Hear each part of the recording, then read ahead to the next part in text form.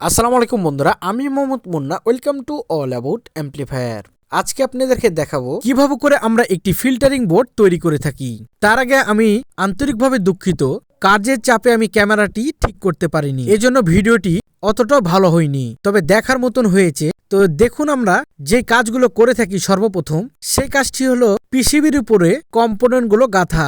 এই পিসিবির উপরে যতগুলো কম্পোনেন্ট আছে সবগুলো কম্পোনেন্ট গেথে ক্যাপাসিটারগুলো সুন্দর করে বসিয়ে সোল্ডারিং করে এবং ক্যাপাসিটার মেপে পর্যন্ত আমরা কাস্টমার ভাইদেরকে দেখিয়ে থাকি। আমাদের এই কাস্টমার ভাইটি যদি আমাদের এই ভিডিওটি দেখে থাকেন, অবশ্যই কমেন্টে জানাতে ভুলবেন না যে ভিডিওটি কেমন লাগলো। দেখুন আপনারা, এই যে 10,000 মাইক্রোফ্যারাডের বাইজোজনের 100 ভোল্টের ক্যাপাসিটারটি লাগিয়েছি, এই ক্যাপাসিটারটি এখন আমরা মেশিং দিয়ে মেপে দেখাচ্ছি 9081 মাইক্রোফ্যারাড দেখাচ্ছে। তার মানে 10,000 মাইক্রোফ্যারাডের চাইতে 1000 মাইক্রোফ্যারাড কম দেখাচ্ছে। তার মানে এই ক্যাপাসিটারগুলো কেমন ফিল্টারিং দিবে আপনারা ভালো করেই বুঝতে পেরেছেন। যারা অভিজ্ঞ ব্যক্তিরা আছেন আমাদের এই ভিডিওগুলো দেখেন, তারা অবশ্যই কমেন্ট করতে ভুলবেন না। ক্যাপাসিটারগুলো হাতুড়ি দিয়ে লাগিয়েছি কারণ ক্যাপাসিটারগুলো নড়াচড়া না যেন করে, আর ক্যাপাসিটারটি এভাবে করে লাগানোর নিয়ম। আমরা যেভাবে করে ক্যাপাসিটারগুলো লাগিয়ে থাকি ঠিক এভাবে করে ক্যাপাসিটারগুলো লাগালে নড়াচড়া তো হবেই না, বরঞ্চ আরো শক্তিশালী এবং মজবুতভাবে লেগে থাকবে। কারণ একটি অ্যাম্পলিফায়ার এক জায়গা থেকে আরেক জায়গাতে যেতেই পারে। আপনি যদি ক্যাপাসিটারগুলো ভালো মতন টাইট না করে লাগান, পরবর্তীতে দেখবেন যে ফিল্টারিং না হয়ে হয়তো ট্রানজিস্টর নষ্ট হয়ে গেছে অথবা পুরো অ্যাম্পলিফায়ারটি বাদ হয়ে গেছে। ফিল্টারিং সার্কিটটি কেমন লাগছে অবশ্যই কমেন্টে জানাতে ভুলবেন না। ফিল্টারিং সার্কিটটি একদম পুরোপুরি রেডি করে ফেলেছি, যেখানে যেটা প্রয়োজন সেটা সেখানেই লাগিয়েছি। দেখুন, ফিল্টারিং সার্কিটটিতে এখানে পাচ্ছেন 12-0-12, 15-0-15, 5 ভোল্ট, আরো বিভিন্ন রকমের ভোল্টেজগুলো আপনারা পেয়ে যাবেন। এই পিসিবিটি একদম অরিজিনাল। দেখুন, পিসিবি বাই আপনাদের ইলেকট্রনিক্স লেখা আছে। আপনারা যেখানে যে কম্পোনেন্টগুলো নেবেন না কেন, আপনাদের ইলেকট্রনিক্স লেখা আছে পিসিবিতে, সেই পিসিবিগুলোই অরিজিনাল আপনারা দেখবেন।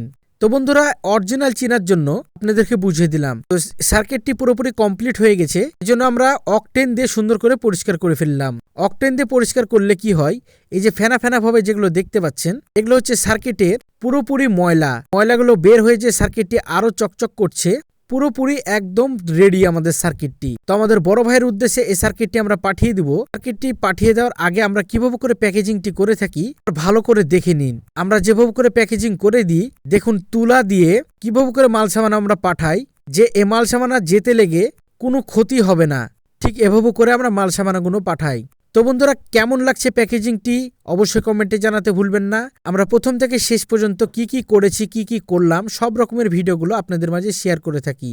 এখন অনেকেই বলছেন যে এত বড় প্রতিষ্ঠান আপনারা কিসের জন্য ওয়ারেন্টি কার্ড লাগাননি। আরে ভাই, আপনি তো আমাদের কাছ থেকে মালই কিনেননি। আর যারা প্রবাসী ভাইরা আছেন তারা হচ্ছে মুখ জব্বর পুকটি সন্দেশ। কিসের জন্য কথাটি বললাম, এক একজন এক এক রকম ভাবে অ্যাম্পলিফায়ারের দাম বলছেন, দাম বলে বলছেন যে নাম্বারটি দেন, টাকা পাঠাবো। যে এভাবে করে আমি 3-4 জন প্রবাসীকে পেয়েছি। ভাবছি যে প্রবাসীর সাথে আর কথাই বলবো না, আগে জিজ্ঞাসা করে নিব আপনি প্রবাসে থাকেন কিনা। যদি বলে যে হ্যাঁ প্রবাসে থাকি, তাহলে সাথে সাথে ব্লক মেরে তাকে আউট করে দিব। কারণ আমাদের বোঝা শেষ, চেনা শেষ। প্রবাসীরা কেমন, প্রবাসীরা সবাই খারাপ না, সবাইকে উদ্দেশ্য করে আমি এই কথাগুলো বলিনি। ভিডিওটি দেখার জন্য অসংখ্য ধন্যবাদ। আসসালামু আলাইকুম।